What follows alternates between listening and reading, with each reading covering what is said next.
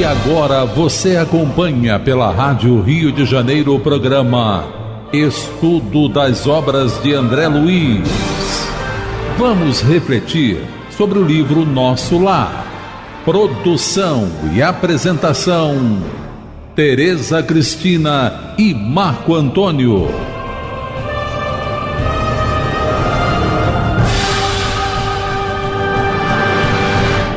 Olá, caros ouvintes da Rádio Rio de Janeiro. Estamos começando mais um programa do estudo das obras de André Luiz. Estamos estudando o livro Nosso Lar, que foi psicografado por Francisco Cândido Xavier, pelo espírito de André Luiz. Amigos ouvintes da emissora da Fraternidade, novamente aqui estamos com a permissão de Jesus para darmos continuidade ao estudo da obra Nosso Lar. Nós continuamos no capítulo 42, a palavra intitulada A Palavra do Governador, né? E a Narcisa está explicando, André Luiz, no programa anterior comentamos sobre isso, do que a Narcisa fala do André Luiz sobre o medo, né? Que sendo um dos piores inimigos da criatura, né? Comentamos sobre isso e também, continuando o comentário, ela vem dizendo que a calma é a garantia do êxito, que é um dos antídotos contra o medo, né? Cultivarmos a calma. Calma, que ela está dizendo aqui, subliminarmente, obrigado. Ela subiu, que é a confiança em Deus, que nós ainda não temos, irrestritamente, não temos. Não adianta nos iludirmos. Gosto muito quando o Paulo Renato faz o Paulo Renato, que comenta, faz alguns programas aqui na rádio, quando a gente pede para ele fazer uma prece lá na nossa casa espírita, e na oração dele, ele tem uma frase assim: não nos iludamos com virtudes que ainda não possuímos. E não podemos nos iludir, temos que lutar para alcançar as virtudes. Isso é uma luta interna de cada um, não é? E cada um vai ser cobrado na sua consciência pelo esforço que fez. Então, uma das virtudes a grande virtude, é a confiança em Deus, irrestrita, que nós não temos. Então, a calma que ela está dizendo aí é a garantia do êxito. Confiança em Deus é a garantia do êxito. Tem até um trecho da história de Teresa d'Ávila, né? Que ela estava buscando auxílio aos seus necessitados, e aí vem um temporal, a cauda de um rio a pegou, mais ou menos assim, ela foi se afogando, e ela faz uma oração e ela vê uma mão, que é assim, Jesus a pegando pela mão, né, Teresa? A história mais ou menos é essa. Mas quase que ela... E aí quase que ela se afoga, e ela fala assim: obrigado, Senhor. E aí Jesus fala com ela assim: viu, Teresa, como eu trato os meus amigos. A meus amigos. Aí ela responde na hora assim: é por isso que os tem tão poucos, Senhor. Ela está quase desencarnando. Porque é quase desencarnando, né? E aí a expressão da coragem e da calma, né? A coragem em fazer o que tem que fazer, e a confiança em Deus, que retrata a calma. Então é isso que ela vem dizendo, nós comentamos. E através dessa calma também, Tereza, eu fiquei de falar alguma coisa que eu tinha anotado. Na pergunta de 967 do Livro dos Espíritos, Allan Kardec pergunta assim: em que consiste a felicidade dos bons espíritos? Aí os espíritos vêm relatando, né, do conhecimento que os bons espíritos têm sobre a vida, que através do conhecimento vem o comportamento. E no final da resposta diz assim: os que já estão bastante adiantados compreendem a aventura dos que os precederam e aspiram a alcançá-la. Mas esta aspiração lhes constitui uma causa de emulação, não de ciúme. Sabem que deles depende o consegui-la, e para a conseguirem trabalham, porém, com a calma da consciência tranquila. É o que nos dá a calma, a consciência tranquila do dever cumprido. A consciência tranquila é nós confiarmos em Deus, que quando você confia, é a criança que dá a mãozinha para a mamãe e para o papai, confiando neles, né? Aí é isso, mais ou menos retratando é isso. E ditosos se consideram por não terem que sofrer o que sofrem os maus, né? Então, por isso que Jesus falou, né? Aquele que não se comportar como uma criança não é digno do também reino do céu. Isso, os espíritos também interpretam nessa confiança, assim, né? Irrestrita, que a criança tem nos seus pais, e a gente tem que ter em Deus. Exatamente. Então, é isso que Kardec fala da felicidade futura dos bons espíritos, da calma que eles têm. Então, é isso que essa história da Teresa d'Ávila é muito interessante. né? A mística. Nós vamos começar a ler a partir do parágrafo 7. Isso, do parágrafo 7. Não encontrei, aqui, né? Não encontrei argumento de contestação para retrucar. Bem que ele queria, mas não encontrou, não é? Porque ele fala do medo, a novidade para ele, esse raciocínio, como nós já dissemos, e ele não encontra argumento. O legal aqui, gente, nessa frase, não encontrar argumento, é quando, isso geralmente a gente não faz. A gente quer retrucar o tempo todo para dar razão ao nosso erro. No diálogo do dia a dia, em casa, no trabalho, com familiar, com colega de trabalho, em qualquer situação. No trânsito, a gente está sempre certo. Não é assim?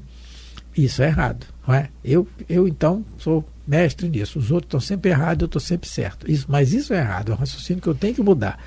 E se eu tiver errado, eu tenho que encontrar e reconhecer. É o que ele falou assim, não encontro argumento de constatação para retrucar, porque ela está certa no raciocínio dela. É isso que a gente tem que cultivar em nós, exercitar no dia a dia. Se o outro está certo, pronto.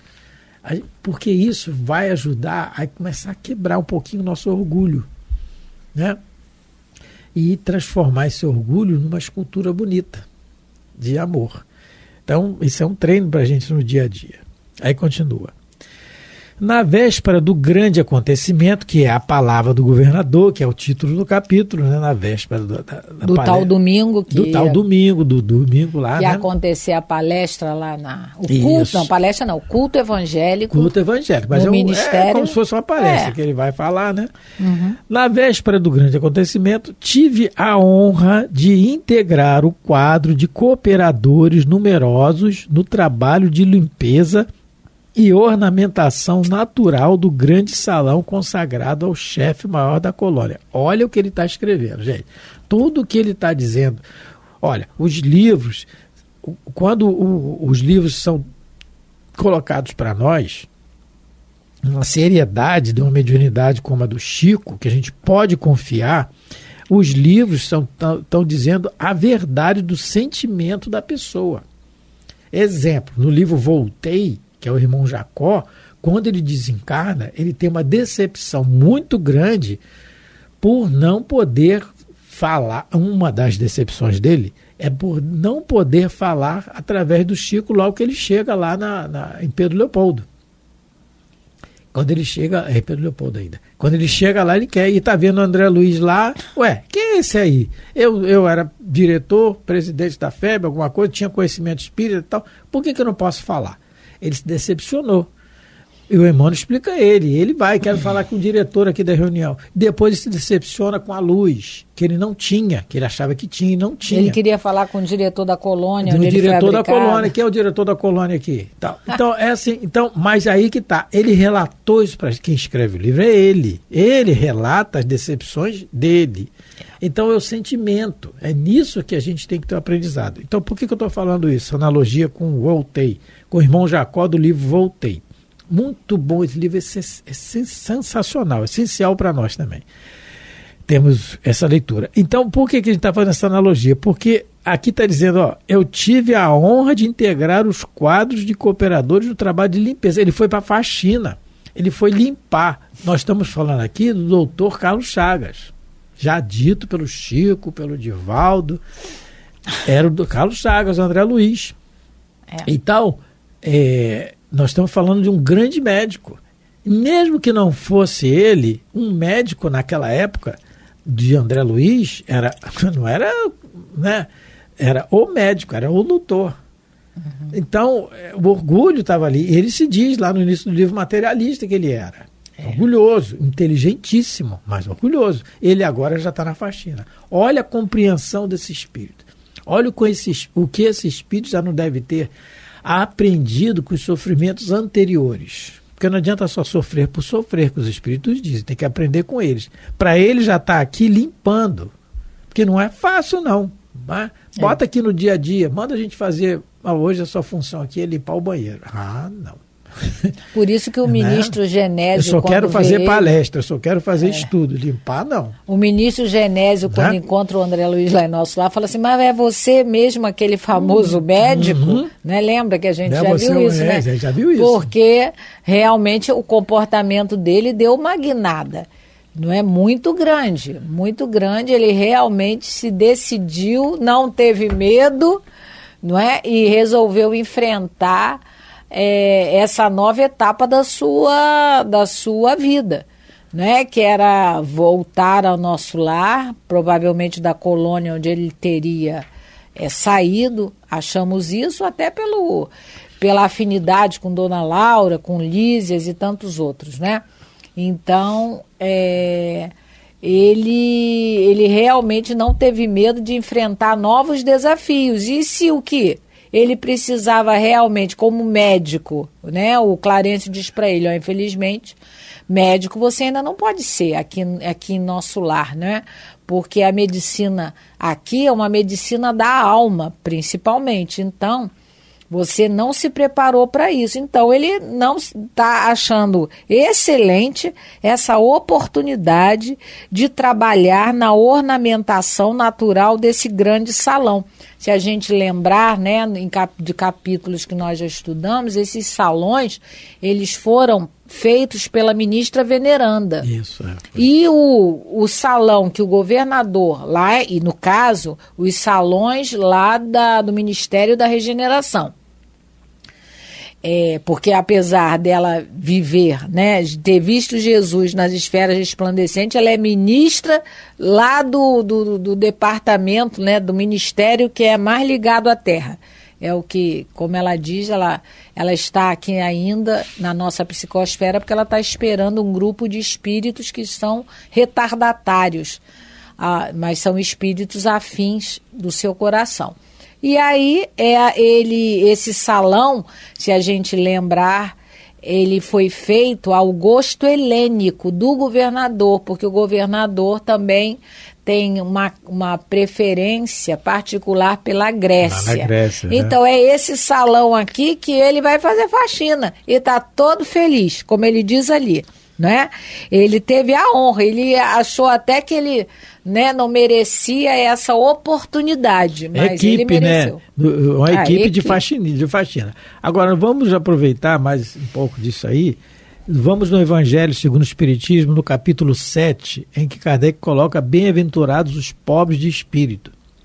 Ele diz assim, o que se deve entender por pobres de espírito? Porque ele pega um trecho das bem-aventuranças que está em Mateus capítulo 5, em que Jesus fala, bem-aventurados os pobres de espíritos, pois que deles é o reino dos céus.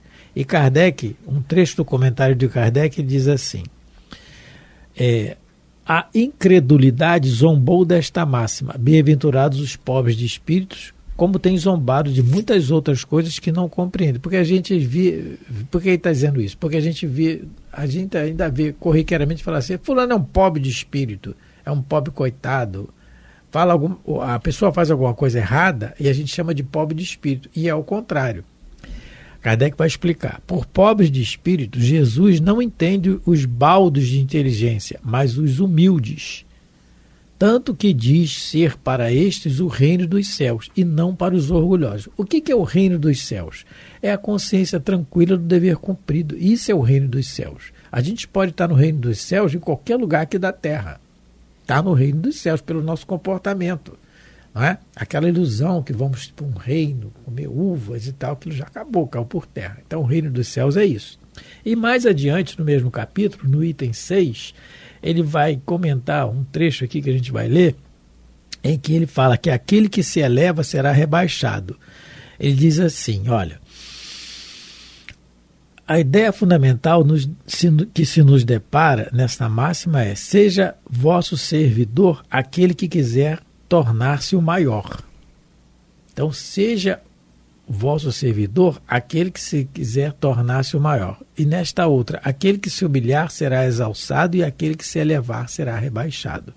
Lembrando que Jesus, próximo da sua desencarnação, ele lava os pés dos discípulos.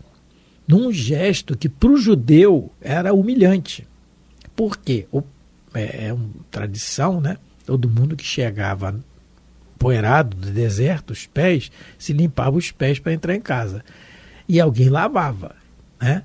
Alguém limpava os pés, geralmente era a esposa, algum filho, na tradição. E Jesus vai, e Pedro não quer que ele lave. Não, meu pé só não vai lavar, não, isso não pode. Mas aí ele fala, se você quiser ter parte comigo, deixa eu lavar. Porque deixa eu fazer isso, você vai permitir. Porque Porque vocês todos vão ter que aprender a fazer isso, a servir. A servir. Né? Ele colocou uma toalha como os escravos se colocavam na época. Isso, cingiu na cintura. Porque era o escravo que lavava os pés, né? Geralmente. E exemplificou isso na cruz. Ah, mas ele era Jesus. E daí? Não tem diferença. Ele porque ele chegou naquele estágio. E nós estamos aqui para evoluir. Estamos a anos-luz dele. Anos-luz. Bota anos-luz. Mas se ele veio, deu exemplo, e tem os ensinamentos, agora mandou o espiritismo, é porque já passou da hora de a gente começar a exercitar isso. Não é? Então esse ensinamento aqui que o André Luiz traz para nós também. Entregou o quadro de faxina. Então, continuando então, né, André? Experimentava então a ansiedade justa. E só um instantinho, para a gente ver outra emoção ansiedade justa, que ela não é. O problema é quando a gente se desequilibra na ansiedade, porque a ansiedade é uma coisa boa, é bom você esperar alguma coisa, não é?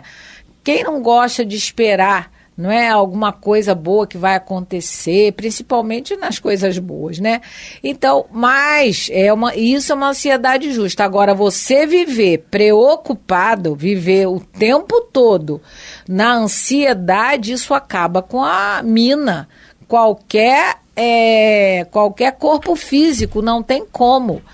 De alguma maneira, essa emoção desequilibrada vai sair no teu corpo em alguma enfermidade, não tem como, né? Se não levar a pessoa a um desequilíbrio mental maior. Então, eu achei interessante que ele experimentava, então, uma ansiedade justa. É uma emoção de você estar esperando alguma coisa, é uma coisa natural. Agora, viver só na expectativa das coisas, aí começa o nosso desequilíbrio. Um dos grandes problemas da nossa existência aqui na Terra é a gente viver na expectativa das pessoas, das coisas, dos acontecimentos. A gente fica esperando muito, às vezes, numa pessoa e a gente é que coloca essa expectativa na pessoa. A pessoa, ela é o que é, mas a gente aí numa ansiedade desequilibrada, injusta, vamos dizer assim, a gente acaba sofrendo, porque a gente viveu na expectativa daquilo acontecer, daquela pessoa agir daquela maneira. Isso é algo que eu estou falando para mim mesma. Eu tenho que, às vezes, me controlar, né? Principalmente com filhos. A gente cria uma expectativa para eles, mas eles são seres criados por Deus como nós, com as suas individualidades, né? Com os seus quereres, com os seus pesares, com os seus karmas, né? Com as suas ações passadas. Então, é algo que toda mãe tem que tentar controlar. A expectativa na resposta dos filhos, a expectativa no viver dos filhos, né? Todos nós precisamos, todas nós, mães, né? E todas as mulheres de alguma maneira são mães, mesmo que não tenham filhos biológicos, né? São mães dos seus pais que já estão idosos, mães de irmãos, de sobrinhos. Então, nós temos essa característica. Então, a gente precisa realmente se controlar e viver uma ansiedade justa, mas não desequilibrada, que possa nos fazer sofrer, né?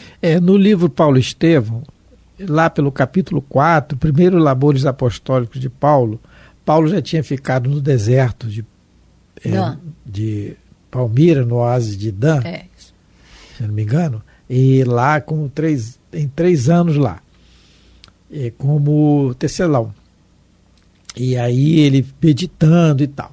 E depois ele sai dali e vai para Tarso. Isso. E aí depois ele já entra numa sinagoga, já começa lá o sofrimento. Mas ele depois disso, ele começa a frequentar em Tarso, na sua cidade natal, compra uma roca com o dinheiro que o pai tinha dado a ele, Acho que é uma roca. Não, né? não é roca, não. É roca, com TA. Eu falo sempre roca, mas é roca TA. é antes do TA.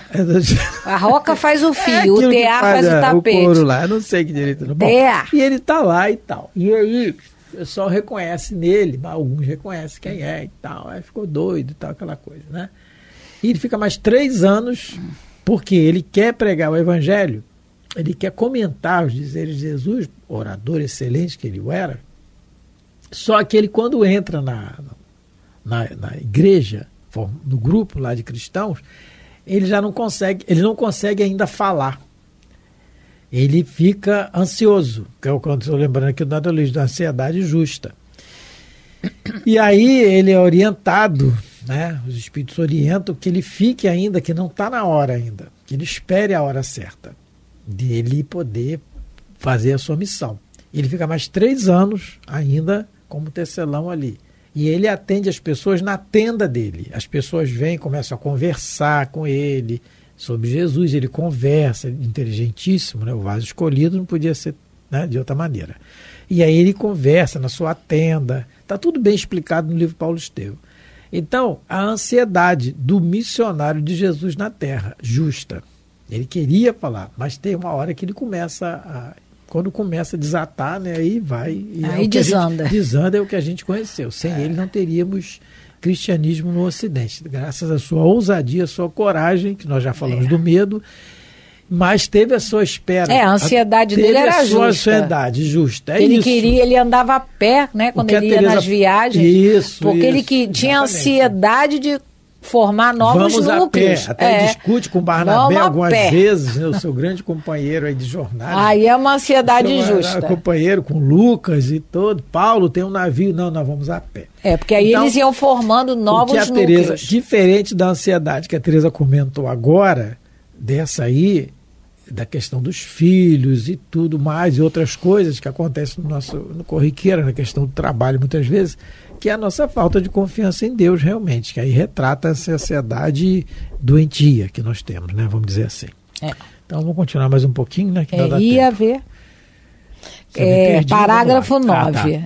Ia ver pela primeira vez, ao meu lado, o nobre condutor que merecia a veneração geral.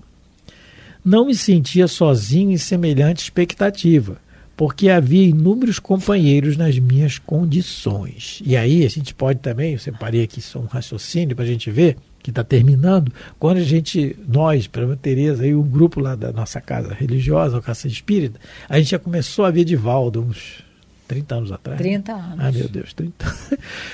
Jesus. Aí não precisava falar, né? Um tempo atrás, Teresa, não precisava falar 30 anos. Mas falou, já está falado. Então a gente já vê Divaldo lá no André Luiz, por exemplo, no Centro Espírita André Luiz, ali na Bituruna, na Tijuca, né? A gente chegava na fila às 5 horas da manhã. A gente chegava, meu Deus do céu, a gente chegava às 5 da manhã para pegar lugar. A palestra às 8 da noite. Claro, porque levávamos ali os quitutes, né? Claro, que reconhece o verdadeiro espírita pelo muito que ele come, né? Tá? A gente sabe disso. Mas o planeta é de prova. E de expiação. A gente espia e prova, né? Vamos lá. Espia e prova. Depois resolve depois. Então, aí a gente ficava na fila esperando aquela ansiedade. Ai, meu Deus, chegou, não pode, a fila. E hoje a gente vê aqui. Porque o doutor Bezerra sempre no André Luiz. Aí que eu queria chegar, que talvez não dê tempo a gente comentar mais a profundo. O doutor Bezerra ia falar. Aqui ele está esperando o governador, mas será que ele vai tirar proveito do governador, vai falar? E será que nós tiramos proveito do que o doutor Bezerra disse? Depois a gente comenta aí no próximo. O André Luiz tirou, porque a gente tem a obra dele. Então está chegando o final, mas é isso. Não é só ansiedade pela ansiedade. É claro, é melhor estar ansioso para estar lá do que estar ansioso para outros lugares. Fazer bobagem, né? Sim. Então já é alguma coisa, vamos dizer assim, né? Já estamos escolhendo talvez melhores. Então, a ansiedade é isso, né?